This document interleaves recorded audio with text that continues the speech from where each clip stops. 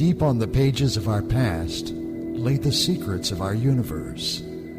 Forgotten history, tales of the way things were in the early dawn of our big blue planet, when man was but an infant on the green rolling hills of Mother Earth, and stranger creatures walked freely across the land. These truths, the stories of man's origins, the days of our past, have long been forgotten, except by a few.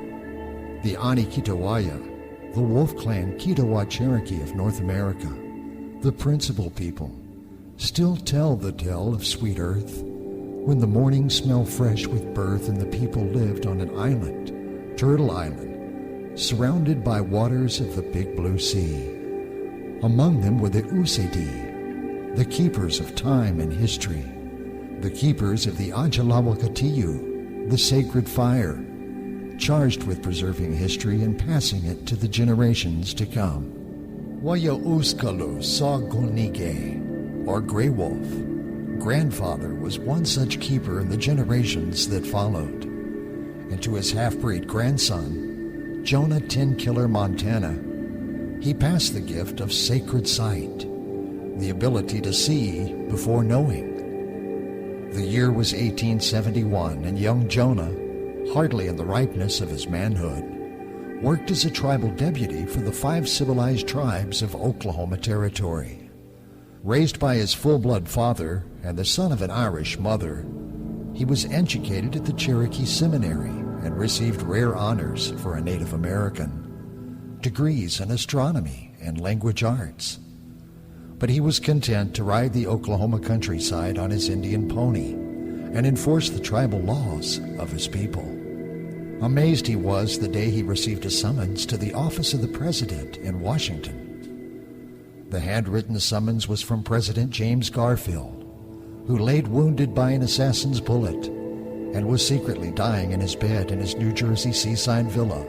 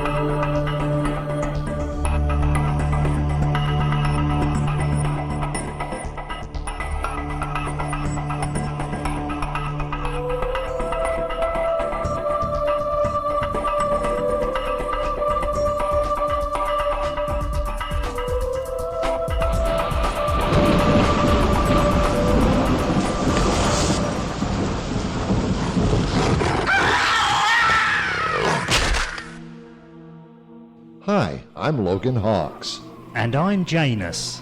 Join us this All Hallows Eve, if you dare, for our special radio theater presentation of The Voodoo Queen and the Devil's Wife. I'll be narrating our frightful tale, along with the cast of unknown radio theater players. And I'll be adding some spine-chilling music to accompany our journey. So tune in this Halloween, the 31st of October, for a roller coaster night of voodoo, murder, and suspense. Logan. Yes, Janus, what is it? Look, did you see that? What? The door over there. It's opening on its own.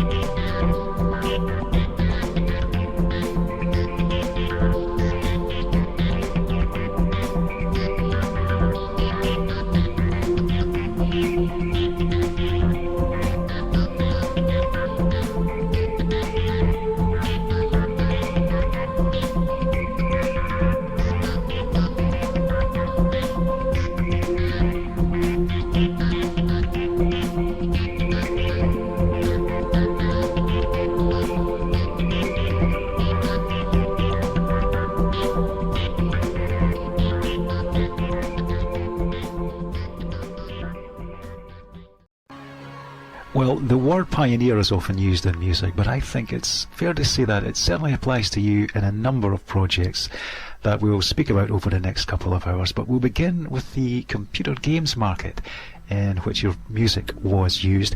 How did that all happen? Well, that really all came about after the time I'd spent at Nemo Studios, and by then I had enough confidence to attempt setting about recording my own solo albums of sorts. For me then, and even today, music is about creating environments or emotions for people to escape into and explore themselves.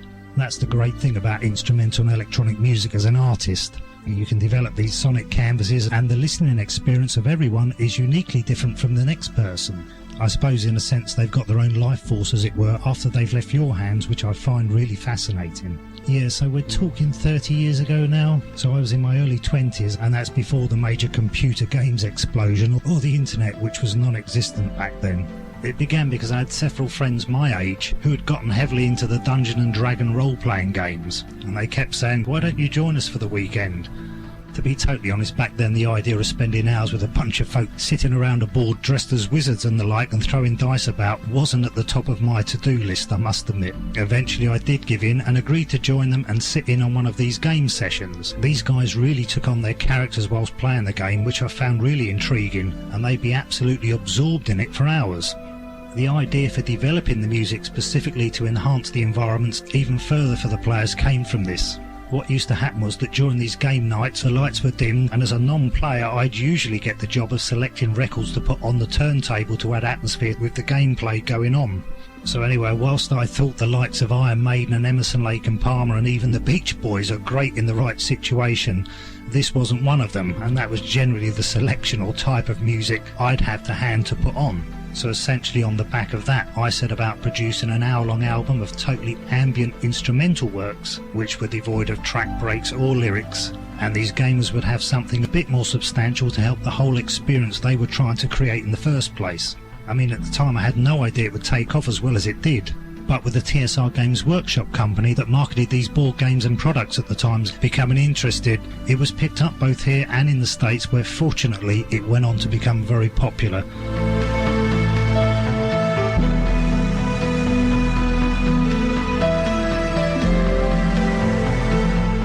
Well, I know absolutely nothing about Dungeons and Dragons, but even I get the impression that Southern USA won't really add to the ambience of the game.